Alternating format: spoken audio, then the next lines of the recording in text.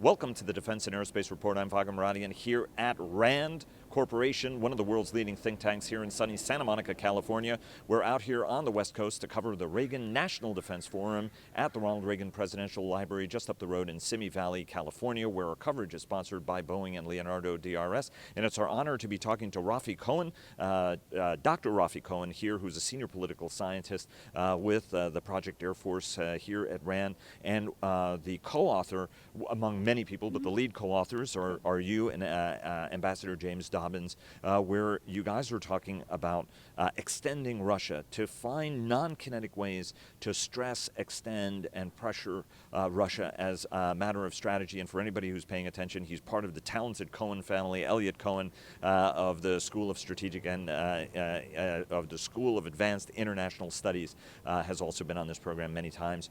Rafi, an absolute pleasure. Thanks for joining us. Well, thank you so much for having me. It's a pleasure to join you.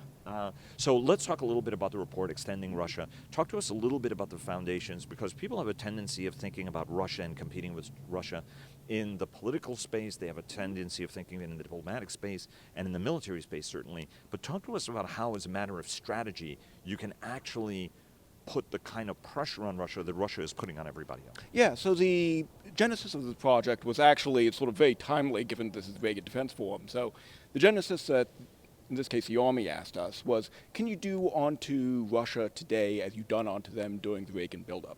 Can you find ways such that they would expend more time, money, and resources than we can, and therefore win this sort of great power competition? And so, as part of the report, we looked through a variety of different measures, geopolitical, ideological, and then a variety of military measures as well, and most importantly economic, to see if we can, in fact, do that.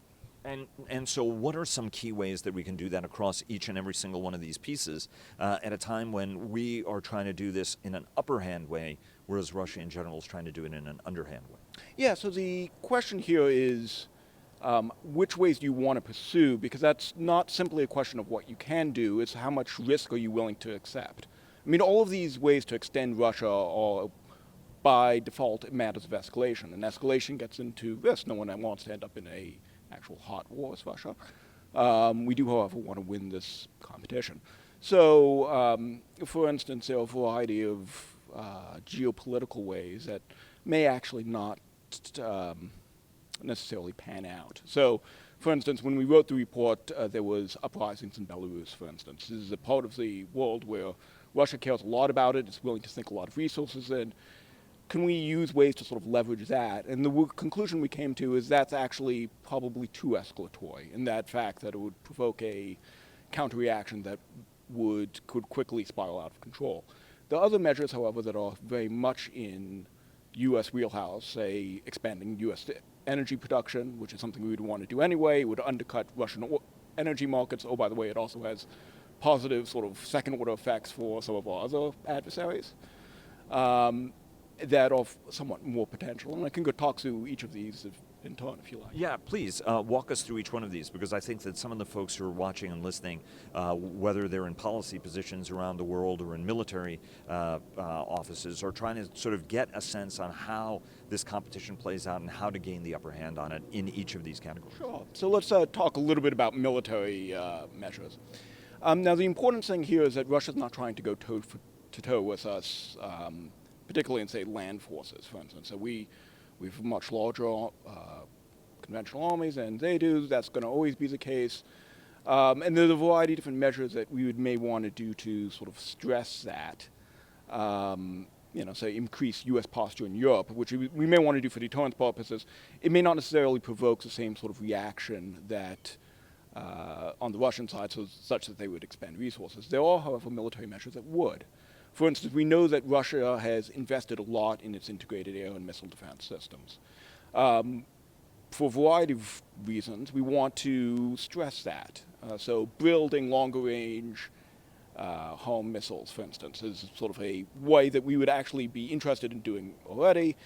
There's good reasons to believe that getting an extended-range home missile would actually cost more for Russia to counter than for us to produce, and something that we would want to do anyhow.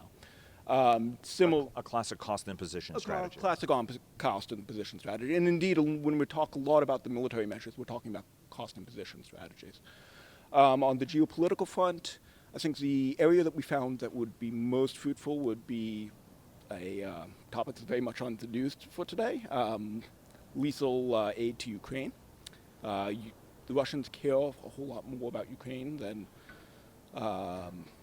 in the grand scheme of things, the United States does. They were willing to spend a lot of resources there, and it's something that we would want to do anyhow for good allies and partnership reasons as well. So that would be a cost imposition strategy. I already talked a little bit about the economic front, and then finally on the ideological front, this was sort of a matter of debate. Do you want to run some sort of information campaign vis-a-vis Russia as a measure to force them to rethink their disinformation campaign towards the United States? And particularly some of my co-authors felt very strongly that this is actually the key point of leverage that you have over the Russians, such that you can win that competition and get them to stop meddling in U.S. domestic politics. How important is, again, talking about the Reagan Forum, right? Ronald Reagan was very, very firm to call it the evil empire. I remember my relatives, Ronald Reagan became a hero to my relatives who were living in Soviet Armenia the minute he said that, because they said we understood that there was somebody who understood the vileness of the system in which we lived. So the voice of an American president and leader can be very important to this. Is it, from your standpoint, problematic that we don't have an administration that, from the very top, speaks with as firm of a voice on the importance of human rights, on the importance of freedom and democracy? So I'm going to bracket that question, being that RAND is a nonpartisan institution. I will, however, say that there is a variety of ways that you can force Russia to take a harder line, and I think of ways that I think you can impose costs on them. By calling out already clear problems within inside the Russian system, including its lack of respect for human rights, including its corruption, beginning at the very top.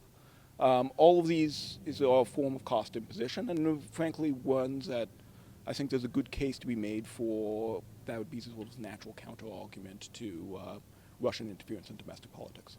And do we need to have, sort of as an alliance, a more concerted strategy on all of these other pieces? Because right now it would seem that there are very distinct national approaches to it. France, for example, wants to do a little bit more outreach to Putin, for example, than other nations do. Certainly that alarms the Baltics. Do we need to have some sort of a much more coherent whole of government, and I know that there are some people who snicker at that, but actually whole of government strategies, because Russia very much is using a whole of government strategy, as is China against the United States and its allies. Yeah, so it's a whole of government strategy in the sense that, particularly on the economic front, the levers are not primarily DoD levers.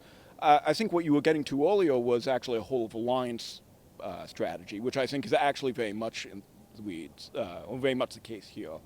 The key thing here is that to operate inside Europe, you need to cross national boundaries.